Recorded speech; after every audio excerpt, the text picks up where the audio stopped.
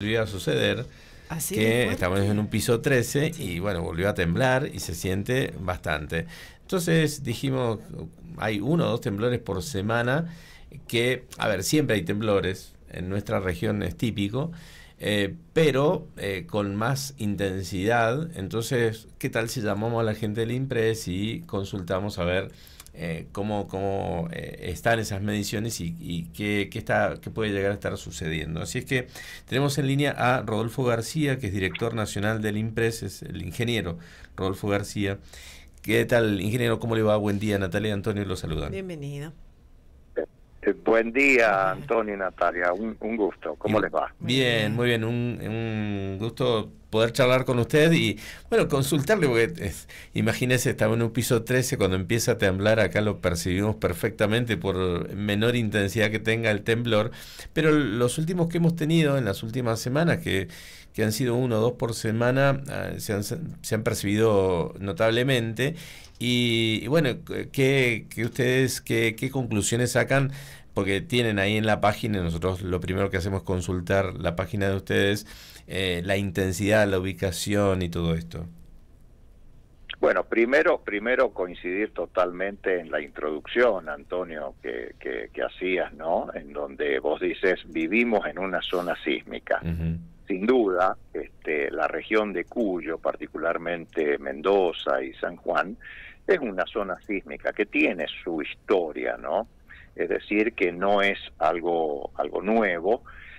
Podemos mencionar eventos muy importantes, como por ejemplo el terremoto, que fue un punto de inflexión, ¿no? El del 20 de marzo de 1861, Uh-huh. Que destruyó prácticamente la ciudad de Mendoza, generando muchos muertos, una tasa de mortalidad muy elevada en términos de la población que había en ese momento. De ese terremoto podemos saltar después a algo más reciente, en el 1985, ¿no? 26 de enero de 1985, otro terremoto que generó algo de daño, por supuesto ya con una Mendoza reconstruida después del 1861, en donde generó algo de daño pero no generó víctimas. Uh-huh. Y entre estos 2 terremotos podemos mencionar incluso 5 eventos sísmicos que han sido registrados y que de alguna manera tienen distinto nivel de impacto. Esto muestra que estamos en una zona sísmica Sí. con una historia y que sin duda estos eventos van a volver a repetirse, probablemente no en forma idéntica, porque una de las características de este fenómeno natural, porque los sismos, los terremotos son fenómenos naturales, Sí. que tienen características particulares. Entre esas características particulares están la liberación súbita y repentina de energía, generando la vibración del suelo, del terreno, pero otra de las características es que no se pueden predecir, es decir, que no existe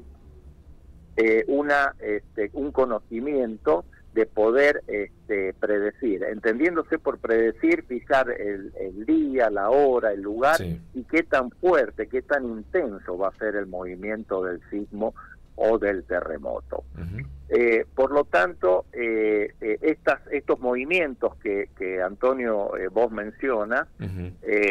son comunes, son naturales, y los tiempos y la frecuencia evidentemente que es totalmente aleatoria. Uh-huh. Por eso la importancia de, primero, una toma de conciencia, que evidentemente cuando reconocemos que estamos en una zona sísmica y tenemos verdadera conciencia, podemos actuar en consecuencia, es decir, tomando medidas de prevención, Uh-huh. que son acciones que se toman con anterioridad, es decir, acciones preventivas que se toman con anterioridad para prepararnos para posibles futuros movimientos sísmicos. Uh-huh. Esas medidas de prevención sin duda lo que van a hacer, y que de alguna manera los que vivimos en la región cuyana, nuestros pueblos van de alguna manera tomando medidas en esa dirección,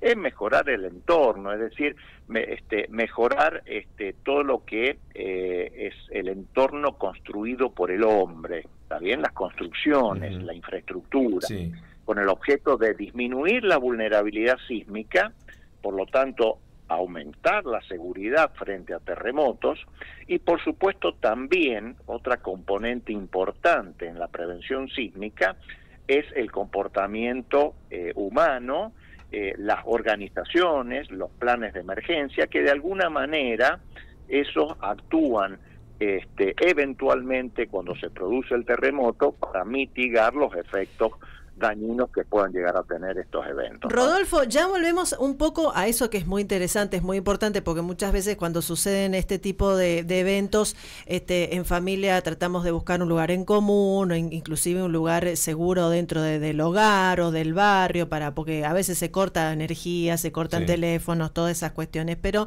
volviendo un poquito al movimiento sísmico, por allí haciendo un análisis de dónde han sucedido los últimos, bueno, algunos los hemos tenido propios en nuestra región, otros en regiones cuyanas como San Juan también, donde tiembla bastante, sino cercanas a la cordillera también. Sí, en la zona de Barrial, por ahí. También la zona de Barrial, o cerquita también de la zona cordillerana, inclusive del otro lado, en Chile, allí en Coquimbo.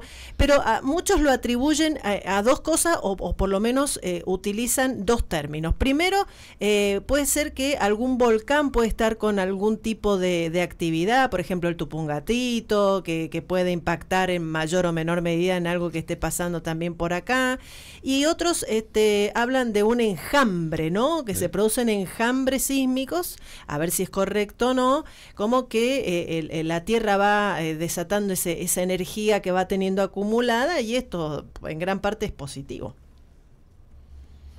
Sí, lo último que dices, Natalia, digamos, todavía no ha sido científicamente comprobado, pero bueno, vamos por partes. Vamos por partes. Las erupciones volcánicas, sin duda, cuando la lava, el magma, intenta salir por la tronera, por la chimenea, fractura rocas, y eso genera vibraciones. Es decir, son movimientos sísmicos del suelo también. No obstante, en general, los movimientos sísmicos provocados por erupciones let son relativamente moderados a bajos. Es decir, no es algo que en nuestra zona genere una gran preocupación. Estoy hablando del movimiento sísmico provocado por la posible erupción de un volcán. Obviamente que la erupción propiamente dicha tiene otras consecuencias, pero eso es tema de los vulcanólogos. Desde el punto de vista sísmico, los movimientos que se producen, digamos, son relativamente pequeños. Los terremotos más dañinos que hemos tenido en territorio argentino se deben fundamentalmente a lo que es la activación de lo que se conoce en geología como fallas geológicas. Las fallas geológicas son zonas de la corteza terrestre, zonas de debilidad, que van acumulando deformación y tensiones con el paso del tiempo. Como la San Andrés, ¿no? Un momento, por ejemplo, la falla de San Andrés, también hay distintos tipos incluso de fallas, ¿no? Dependiendo del mecanismo de rotura. Pero básicamente son zonas de la corteza que se van deformando y que van acumulando fuerzas, que van acumulando tensiones, hasta que llega un momento en que esa deformación o esas tensiones exceden su capacidad de resistencia y se rompen. Cuando se rompe esta zona, por eso se llama falla geológica, liberan en forma brusca, violenta y repentina una gran cantidad de energía que fundamentalmente lo hace en forma de ondas sísmicas que se van de alguna manera transmitiendo por la corteza, por el terreno, y que en la medida que estemos más cerca del lugar donde se produce el terremoto, evidentemente que la intensidad del movimiento va a ser mucho más fuerte. En la medida que nos vamos alejando de esa zona, esa intensidad va decayendo. Bien. Ingeniero, y esas fallas geológicas, digamos, ya están determinadas por dónde pasan. También he escuchado hablar del cinturón de fuego. No sé si es lo mismo o es otra región y es otra categoría.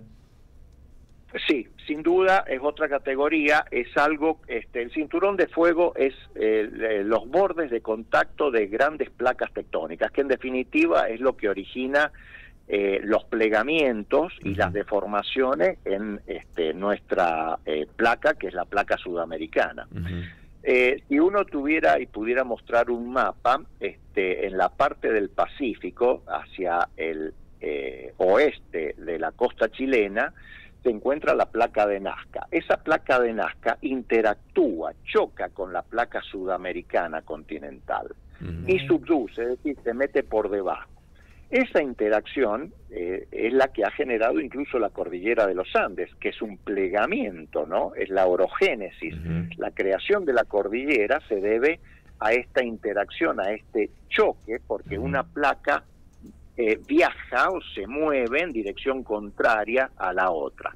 Bueno, esos plegamientos son los que van generando las deformaciones en la corteza terrestre que hablábamos recién, ¿no? Bien. Se van generando esas tensiones, esas deformaciones que en algún momento rompen.